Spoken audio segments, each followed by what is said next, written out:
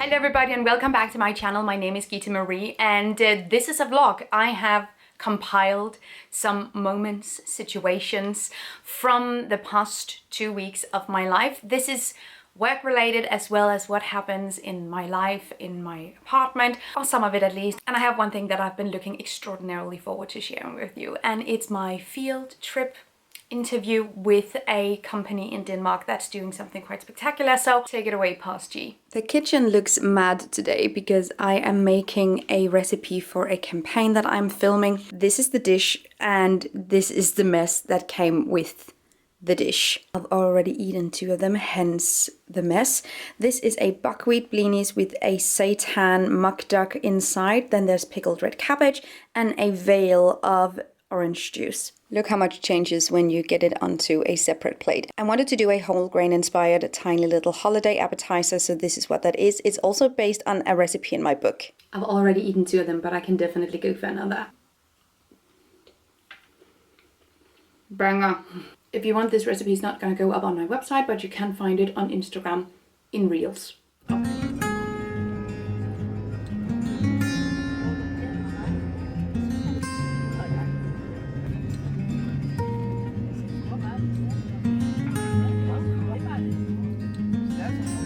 We are in Odense today, which is a city in Denmark basically impossible to pronounce for any other people than Danes. Odense.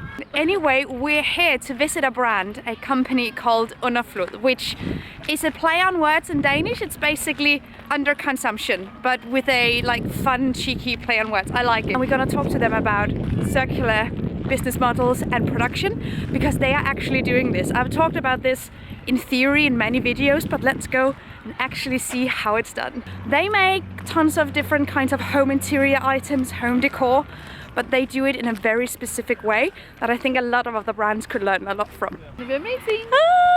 But why just talk about it theoretically when I can actually show you? Always on the run!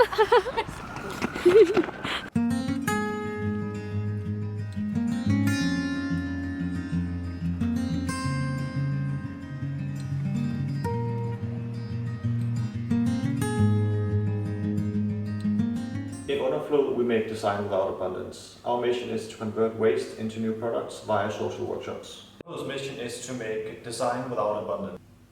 Fit.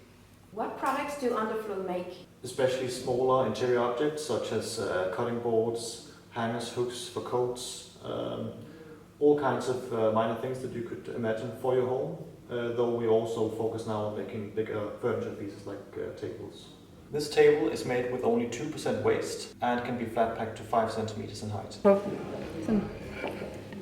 Onflow is actually manufacturing a lot of their products only 10 minutes away from the shop, so of course we had to go there as well. Their workshop employs people with certain disabilities and empowers them through skill building and community, so out of respect for the people working there, I did not film them. But everyone we talked to was so eager to show us and tell us about their work. It was amazing to see how proud they were of the products they were making. The upcycling aspect blew me away as well, by the way. The coasters in the shop are made from these discarded tables. Others are combined from different pieces of scrap wood that would otherwise have been wasted. Emil told me how they constantly think about how they can optimize their products and use the waste that comes from producing something. And in the middle of peak overconsumption season, it is so heartwarming to listen to brands like this that care so deeply about what they do. De her planker, det noget man har frasorteret ude ved en plankebordsproducent. Der alle de her ting, hvor de så ukurante, at vi ikke vil kunne lave et ordentligt produkt, hvor vi bruger sådan hele pladen. Så det her med, at vi kan lime det op, gør, at vi kan få de her super farverige kopbrikker, som de mørke vi har. The hooks and hangers from the shop are made from discarded metal clippings from solar panels. The metal is punched out of the panel in this shape, and they found an easy way of converting it into a useful product with minimal production steps. Also, everyone in the metal workshop wanted to show us what they were working on, so I learned a lot about heavy-duty metal work really quickly, but I appreciate that. We had an amazing day with Onflow. It's so weird to say a Danish name when you're primarily speaking English.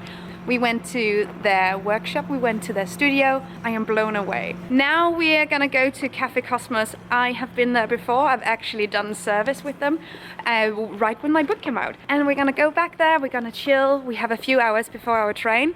So we're gonna go back, gonna have a nice time, perhaps have a glass of wine. Who knows? Where are we going? We needed the Imerco. Miracle, yeah. Oh god. It was supposed to be right Oh. here. We have to continue this way. Nailing. You're multitasking at best. Okay, round one at Cosmos. I have an iced coffee, we have a hot chocolate, and this vegan cupcake. Hello. Okay, it fits perfectly here. Amazing. Cheers.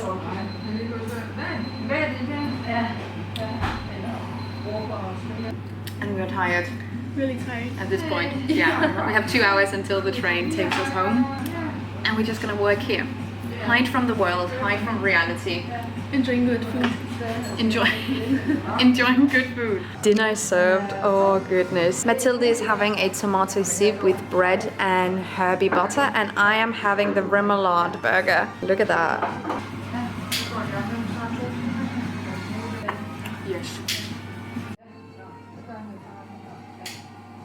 Hello everyone. Yesterday was amazing. I'm so excited overall about taking this platform and not just talking about my own perspective, but working with people that are so knowledgeable within this industry and are doing so much to try and change the way we think about materials, products, etc. Anyway, that was yesterday. Today I'm giving a talk, so Matilde is coming to pick me up during the afternoon, and we're gonna go to Herning, yet another city that's difficult for non-Danes to pronounce. Anyway, I'm going to give a talk about zero waste, sustainable lifestyles, consumer overview, impact, all that stuff. I'm very excited. Anyway, in the apartment, I'm just filming my regular content. I just fixed my shoes, which I'm very excited about. I always say that you don't have to be good at sewing to do it, and you don't have to fix things well and perfectly and prettily in order for that to be valid.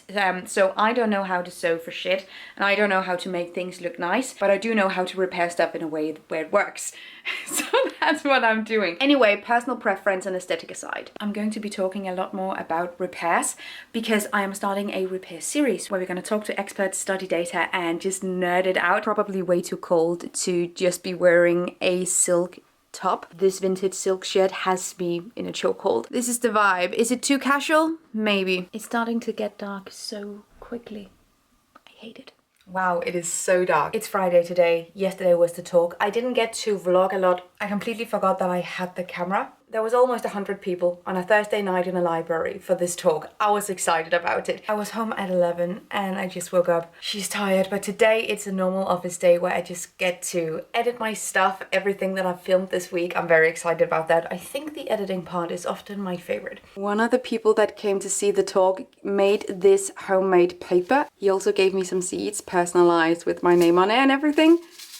Hey guys, it's Monday morning and I am about to get ready for my lunch. I have tons of leftovers, so we're gonna use these. I had 12 people in my apartment this weekend because me and my partner, we hosted our neighbor's bachelor/bachelorette party.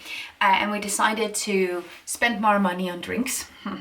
We cooked food at home instead of getting something delivered. So I made chilis and carne for everybody, and I thought, you know, like going back and forth, should you do a plant-based version and a not plant-based version for the people that are not vegan? But obviously what I prefer to do, both for simplicity's sake but also values, is to make a chilis and carne for everybody. And then I sort of have this vibe that, well, people are adults and they should be able to cope with a plant-based meal even though they're not vegan. Overall, I feel like that's the main thing that I want to do here as well with food, is that like vegan food is not for vegans. Everyone can have it and enjoy it, and it's not something it's good for a vegan dish, it's just good. So I made chilis and carne for everybody and everybody loved it. I was so bloody excited. I heard from other people that they thought it was just chili con carne, regular with beef in it.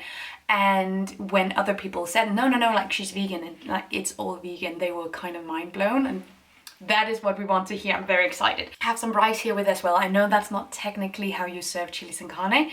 I think it's meant to be served without rice at all, but I just love to have a carb with it as well.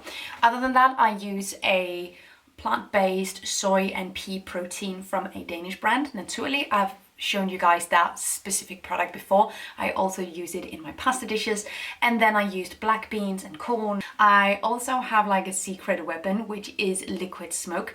It just adds a little bit more dimension and some smokiness, some grill-ish vibe that you would otherwise get from like the charred meat. Also the holy trifecta of proper zero waste food storage.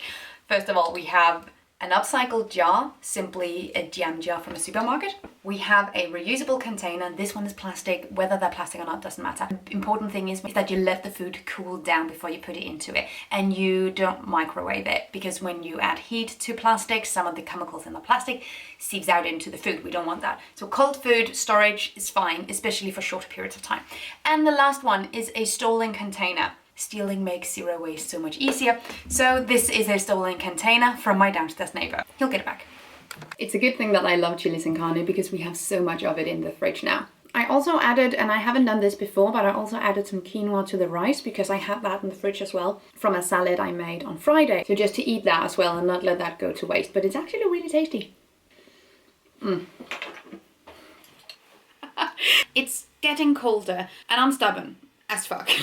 So I don't want to turn on my radiators any more than necessary, mostly because the last heating bill that I got was massive, and I don't turn on the heat during the majority of the year, honestly, but like November, December, January, February, March often sometimes can get really cold in Denmark.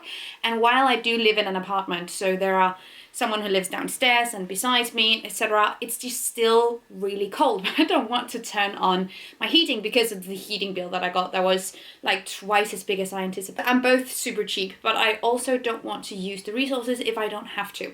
So I would much rather prefer to just layer up instead of turning on the heat. If it gets too cold in your apartment, you can expose yourself to ideal conditions for mold. You shouldn't do that. So 18 or 19 degrees Celsius, that it should at least be in the flat. I don't know. It's somewhere along those lines, but I get cold so easily. So I am a jumper, blanket, covers, something girl. So I'm currently working like this. And you know what? It works fine. This is also just me saying, hey, that was it for this video. I hope it wasn't too chaotic. I wanted to show you guys some different parts of what I'm doing currently. I hope you really like the segment with Onflow as well. And let me know if you want more spots where we sort of venture out, go into where people are making their products, where brands that are trying to be better and like trying to improve or push the status quo. What are they doing and how are they doing it? Because while I definitely want to talk about the problems and challenges we're facing with overconsumption, I also want to focus on the solutions, both the things that you can do as a consumer, the things that I can do as a consumer, but also what's happening around us, both from brands as well as the political landscape. So if you like this format where we also go and talk to brands like that, on location, let me know, because I would love to do more interviews, honestly. I also have something I'm working on right now with an interview with a researcher at the university. So stay tuned for that. It's coming in the repair series that I'm currently editing.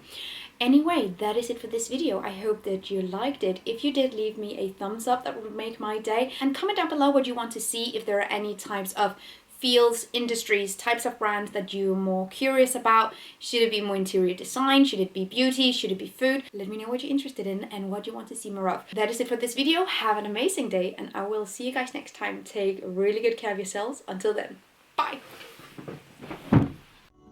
Thank you so much for watching this video, and also a special thank you to my Patreon supporters. You guys help me create green, zero waste content, and I love you guys. You can find the links to my social media accounts down below and the link to my Patreon on this screen. Bye!